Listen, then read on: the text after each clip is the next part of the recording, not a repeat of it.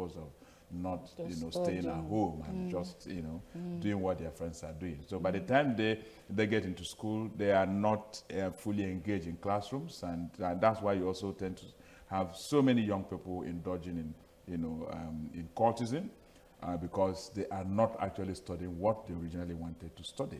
And even for the few who manage to secure admission to go and study what they want to study, what you also find is that they are not very happy in the places where they're studying, because most of the courses are not being taught by very competent academics. And we can't blame those academics for not being competent. It's just the fact that as a system, as a country, we have not given them opportunities to acquire the latest thinking in the professions that they practice. We are not giving them access to international conferences where they can go and learn from their colleagues from around the world. And those of them who teach STEM courses, science, mathematics, engineering, etc., they are not able to teach in environments where the laboratories are adequately equipped, where they have reagents for those of them who are doing things that have to do with chemicals. Those things are not available because the owners of these universities, primarily governments at both federal and state level, are not funding university education well.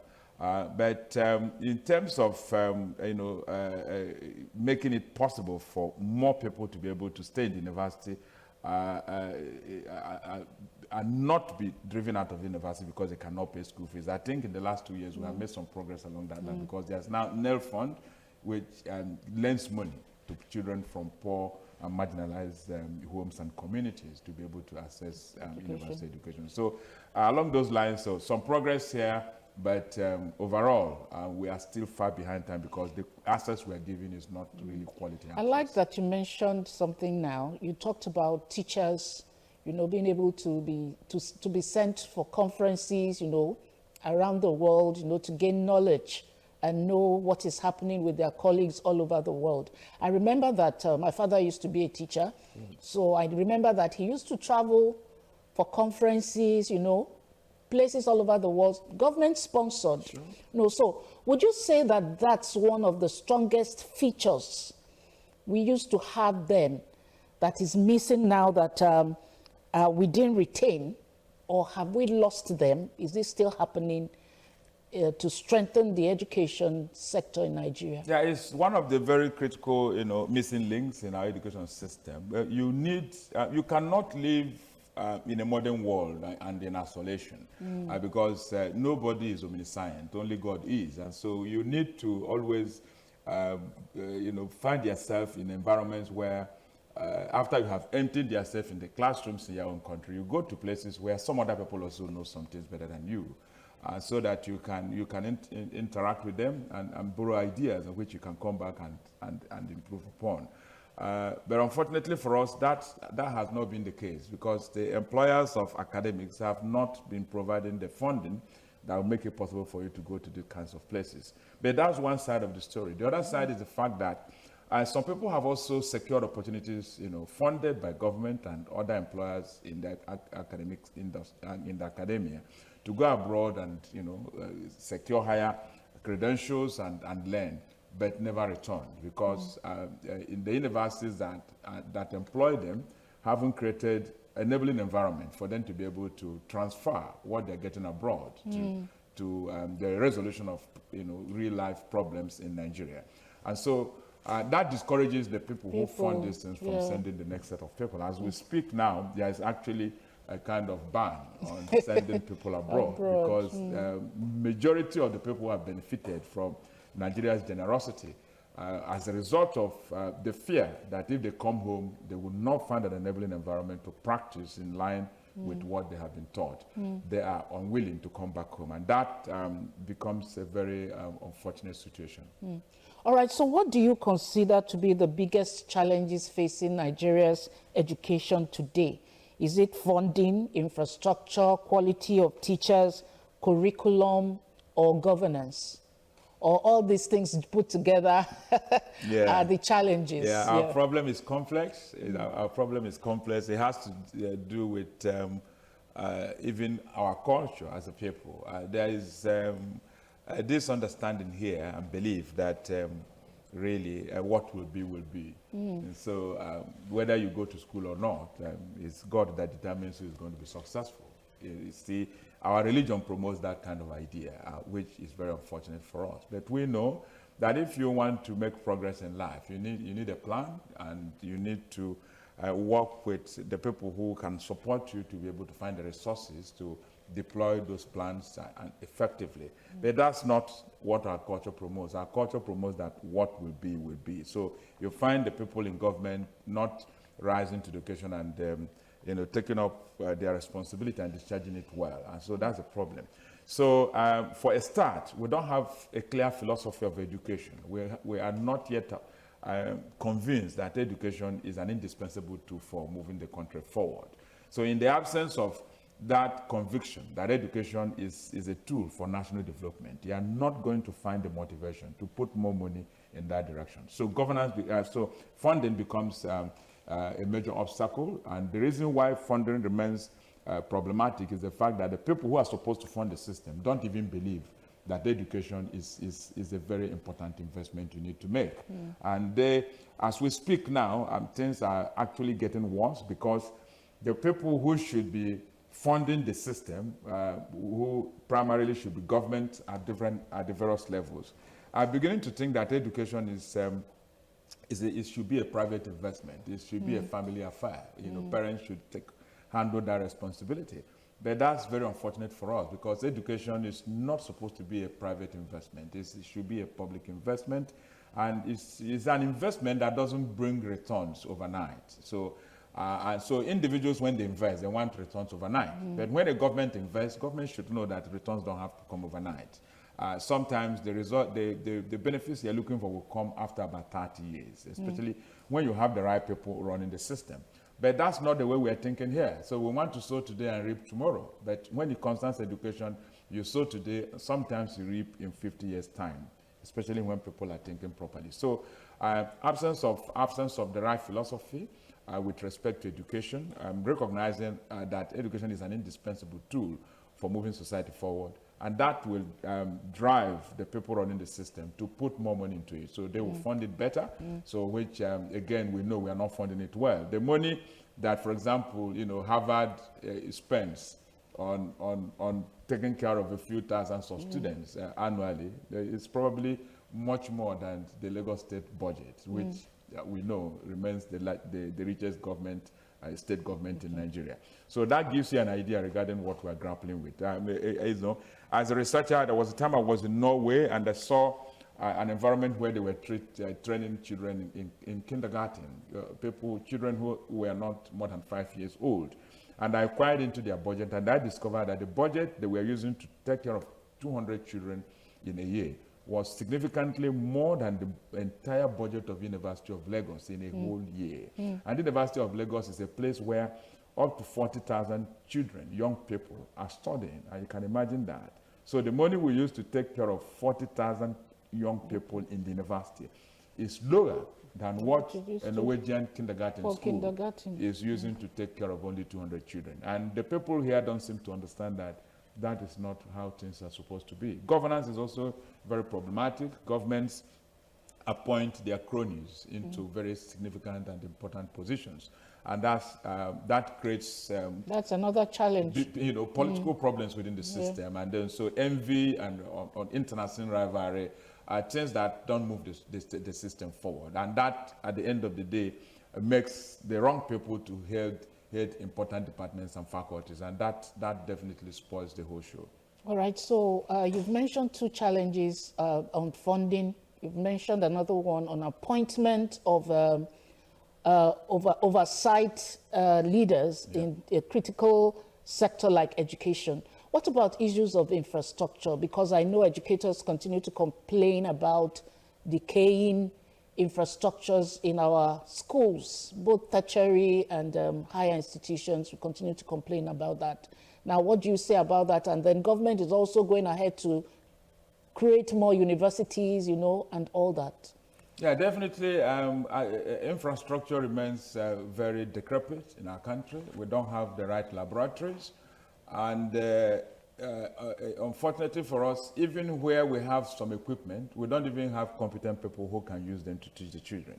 I was talking with some young people who recently finished secondary school, and they were actually confessing to me, they attended federal government colleges, and they were telling me that those of them who are studying in technical schools, that you find situations where you have equipment, but you don't have competent people who can use them to teach the children. And sometimes, even when you have the competent people, they are afraid that children will spoil the equipment, really. So they don't use them. They lock them up and everything is gathering dust. And so, why? Because again, we haven't trained our people well. So if you are a trainer, if you're a parent, you must make provision for what your children will spoil. It's part of the cost of training people. You have to make provision for what depreciation. Even accountants recognize that if you buy a car today, after 2 years, it won't remain at the same level you got it at the time you bought it. But the people running this system don't seem to understand that. Again, we know that above all of these, really, we have a major problem that has to do with the quality of our teachers across all levels, from kindergarten to university.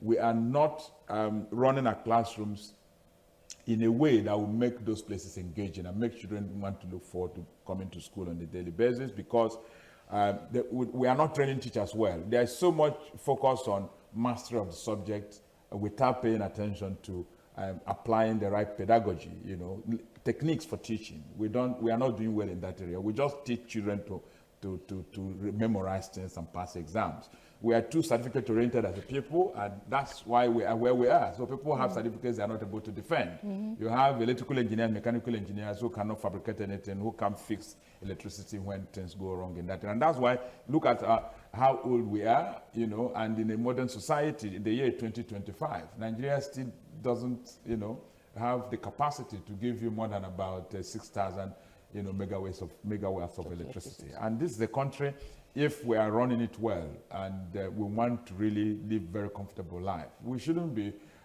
producing less than 300,000 megawatts of electricity. And look at us being below 6,000 megawatts. So it's difficult for you to move forward in that kind of situation. And even with the laboratory things we are talking about, even when you put them in place, there's no electricity to power them, really, aside from the fact that the teachers seem also to lack the skills to make them work. And modern teachers use, smartphones, use laptops, use projectors, use magic boards to do their work. Those things are absent in most classrooms across the country. Only a few international schools are able to provide these facilities, but those are places where children of the elite study, and they don't constitute up to 1% of Nigerian schools. I know that so many times from this program you have emphasized the fact that Nigerian students find it difficult to compete on the global stage.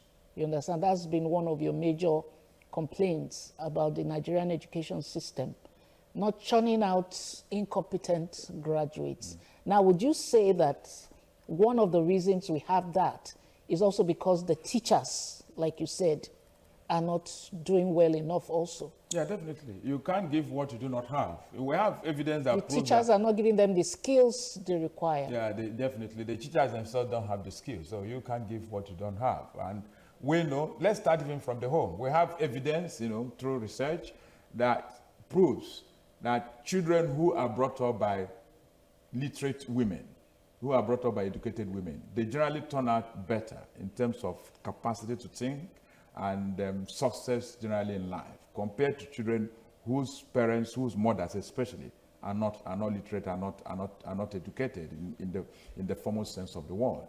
And so you take that to the school system. If the teacher is not competent, you shouldn't expect the students to turn out well, really, because it's, the teacher is front and center when it comes to provoking inspiration and making the classroom engaging enough for children to want to engage in inquiries that will make their stay in the school system worth the while. But that's not where we are. And that's something we need to wake up and start addressing very urgently. All right. So over the years, government after government have been changing policies that they feel will help the Nigerian education sector grow. Now, what are your thoughts? Okay, let's say in the last few years, because I don't want us to take it too backward. We're talking about progress of 65 years, but looking backwards, let's say like 5-10 years, what would you say about the policies that are being churned out to improve education in Nigeria? Well, we have had this belief that with respect to access to higher education, for example, that the way to solve that problem is to get more private sector operators into the ecosystem.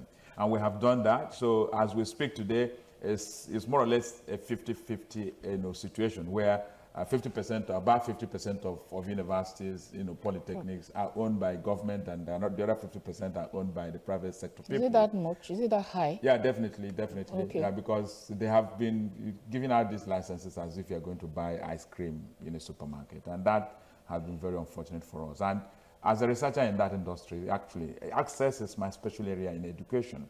And I know that I have done this research for over a decade and brought evidence that says we don't need more universities. We only need competent lecturers. We need the right equipment in our laboratories. And with that, if we support that with the right infrastructure and give children access to internet and give university lecturers access to internet, we can do quite a lot. Almost every Nigerian child finishing secondary school can have access to higher education without our having to build a new university. So, but we have unfortunately been, building more universities, giving licenses to new, higher education operators, and that has further destroyed the system because we are now scattering our resources instead of using our resources to take care of 70 universities and make them globally competitive. We are attending to 200 universities, even at the public sector level, and none of them is globally competitive. And so that's a very bad way to look at life. So these days we are thinking about the one thing. We also need to think of specializations. Some universities should be made to focus on STEM, should focus on arts, or should focus on management and business. That's not the way we're thinking. So every university in Nigeria is running all the courses all other universities are running. And that's why we are not able to, produce graduates who can compete at a global level. It has nothing to do with the graduates who are not competent. It has a lot to do with the system that is not giving them the resources they need to be able to utilize their gifts well. Interestingly, even when they don't do very well in Nigeria as they graduate, when they get opportunity to go abroad to do masters and do PhD, after struggling in the first semester, sometimes in the first year for those going to do PhD, they pick up, and because of that, hardship they went through here, they find the resilience and the spirit of enterprise that enables them to begin to excel.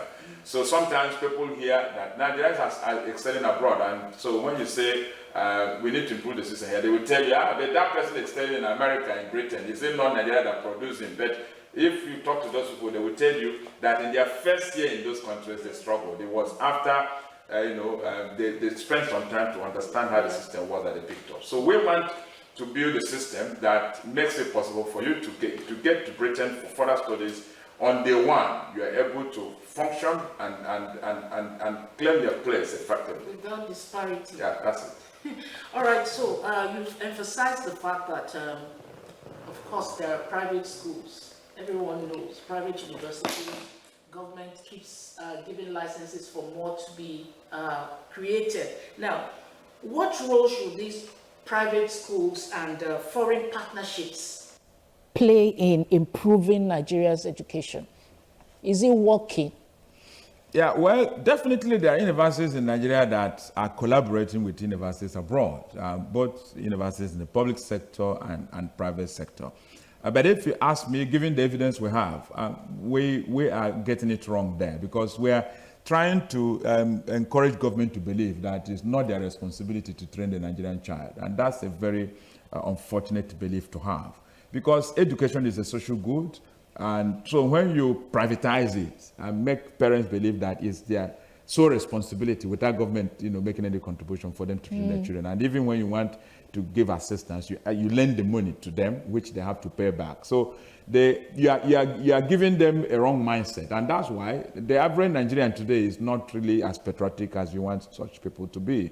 because people believe that everything they have given to themselves. We say that every Nigerian is a government, unto himself or unto herself. You buy your own generator, you sink your own borehole, you do everything for yourself. So we have taken that mentality to education. We are saying government will lend you money to go to school. So when you borrow money to go to school, when you finish, it's your private investment and you have to get back your return. So when Nigeria asks you to make a contribution that involves sacrifice, sometimes laying your life down to protect your country, you find that the average Nigerian is not very willing to go that far. And maybe that's one of the reasons why the problem of terrorism, banditry, the harassment challenges and all of that have remained with us. It's not that Nigerians don't have a clear idea regarding how to deal with those problems, but the question is, if you die in the line of duty, what happens to you and the people you are going to leave behind? Most of the time, police people complain. They retire or they die or get permanent disability while trying to protect the ordinary Nigerian. And they are left on their own. Yeah. So, so that idea of always emphasizing private, public partnership when it comes to education is not something we should be pursuing. Government should take it as their responsibility to educate the Nigerian child. That way, the child will know that it's government that has trained me and I have a duty to use what I have picked from the system to start my country. And that's what has helped several countries around the world. All right, you've said a lot already, but in your opinion, I will still ask, what urgent steps do you think Nigerian government needs to take now to rescue and strengthen the education sector? Yeah, for a start, we need to sit down and ask ourselves a question. What do we think education should be doing for us? We don't yet know that as a people, really. What education should be doing for us is not just to empower the child to be able to find job and feed, really. Education should be a tool for national development. Education should be a tool for giving our children the right orientation, making them realize that Nigeria is their country, and that if this place works, then they won't be subjected to the kind of indignities where that people go through as they try to migrate to other countries, really. Because even when you have high skills and you take those skills to other countries to go and work, you may be earning good money, but you may remain an alien. So from time to time, you are still afraid. You don't feel very, very settled. And even when you move your children abroad, you see they struggle before they find their feet. So you find so many Nigerian families that are abroad whose children are in depression because they are being discriminated against by the people who are hosting them. So we need to get that sorted out. Let's get a clear philosophy of education and get the Nigerian teacher who stands in classrooms to in the typical classroom any day, anytime, to recognize that education should be doing something for us, and what that something is should be very clear to the average teacher. And we should also train them to a level that they gain clarity regarding what learning means. The learning that the teacher believes in, as we speak for the average Nigerian teacher, is that learning is just about acquiring knowledge, but that's not a very good way to understand learning. Learning hasn't occurred until it has translated into the person who has benefited from it, solving real life problems and moving us a step further away from the problems that we are confronting. So we need to retrain our teachers. They are not in a creative place at the moment. They are so much into promoting rote learning in the school system, making children believe that they are in school just to acquire certificates which are meaningless. If you could recommend one very bold reform that the government can make to make education better, what would it be?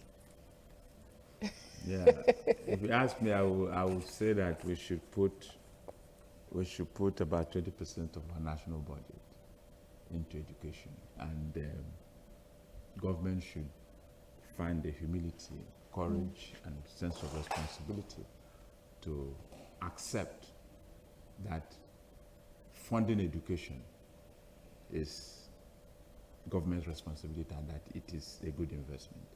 And even when we permit private sector operators to come into the system, we should relate with them in such a way that we are still in charge as a government.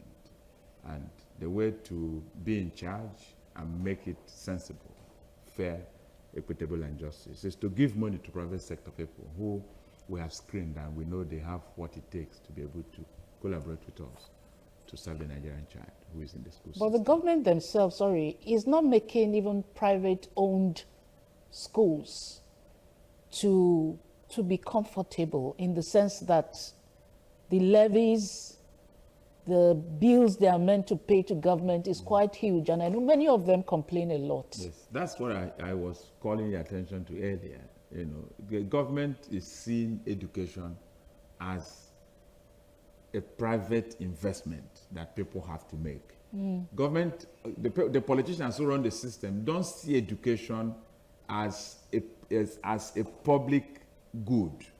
Until you recognize it as a public good, as a social good, you won't be able to let the government take up the responsibility of funding it. Because you keep thinking that when the individual goes to school, it's his family that benefits from it. That's not true. You can't move a country forward on a sustainable basis if you don't have competent citizens who can think properly, who are not into chronism. You need people who can disagree with their parents, and that's okay. You need a wife who disagrees with the husband, and that's okay. So you are not likely to get to that level if you don't train people to become critical thinkers, to have analytical minds. Okay, so when you train the citizens to become competent citizens, they will look after the things you have created to benefit them. But as we speak now, Nigerians vandalize the things that you have put in place to provide them electricity. Children vandalize, vehicles that are supposed to bring food that feeds them in school. They have vandalized equipment in laboratories and things like that. The reason is simple. We haven't, made them see that we are supposed to be working together as a people and moving in a certain direction. So we're atomized. Even when we are sitting in a group, everybody is just looking after himself, and that's not a very good idea. And we take that to politics. You can see our politics. Yoruba votes for Yoruba, candidate. Igbo votes for Igbo candidate. Hausa votes for your Hausa candidate. We should go beyond that level. It to take education for us to take our people to that level where you don't really have to always think about the people who have the same surname with you when it comes to voting for people to go into public service. It takes education to get there. All right, sir. I won't stop this discussion before I ask this question. In some states now, some governors have started cancelling issues of graduation parties. Imo State, I think, and some other states have come out to say no more for junior secondary school, that except you're graduating from senior secondary school, no more party even for primary schools. They have gone to cancel that. What's your reaction to that? Is it a step in the right direction? Because I know some other states want to also come up with that many policy. states have already gone. Yes, Those states is into it, maybe Akwa Ibom or so. Even in the north, they have all lined up and they're doing that.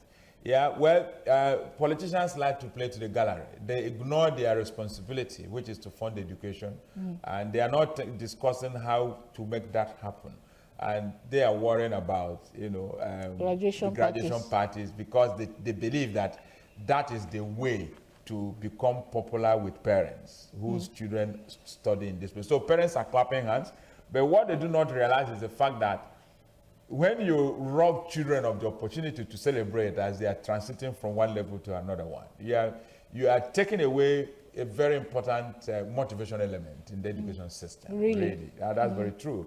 Because those ceremonies, children look forward to them. Parents may complain that they cost money, but they are among the reasons that keep children in school, that make them want to stay in school and finish and compete. Because at the arena where these ceremonies are done, that's also the arena where children get awards to convince themselves that they are good, smart young people, and that encourages them to take the next step, and get to where they should be. So instead of cancelling it outright, what would you have suggested they do instead of, trying to regulate all that ceremony? Government is wrong. Government shouldn't be dabbling into such things. Government is supposed to train school leaders teachers, school counselors, and parents to know how to manage such events so that they won't cost as much money as they are costing now. Yeah. So but what has happened is that a good number of schools, in the private sector especially, use such ceremonies to extract money from parents. And the reason is simple: they haven't got the skills.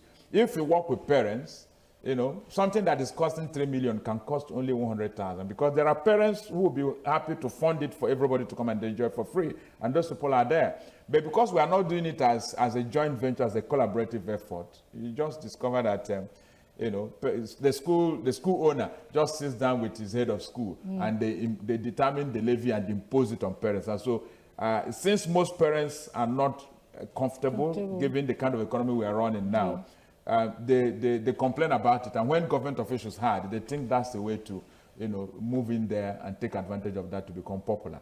But you don't cut your nose to spite your face. I think that's how people speak that grammar. So as you're trying to solve one problem, you're creating a bigger one. You're robbing children of what makes them look forward to going to school, and that's not a very smart idea. All right, thank you so much. So the big question remains now: are we ready to invest, reform, and rebuild the education system so that in the next 65 years, we'll tell a better story for our education system? Today we've been discussing with Dr. Peter Ogdoro. He's an education researcher. He's also the leader of Nigerian Teachers Community. Thank you so much, sir, for sharing your wealth of experience with us on this very important discussion. I agree. Thank you. My pleasure. All right, so we'll move on to the next segment of our program, like we do every week, talking about the developmental strides of Governor Babajide Sanwo-Olu in Lagos State. Please let's watch and get informed and educated about what's happening in Lagos State. I am Jumoke Michael. See you again in another edition of Summit. Bye-bye. Our diversity is our strength. As Nigerians,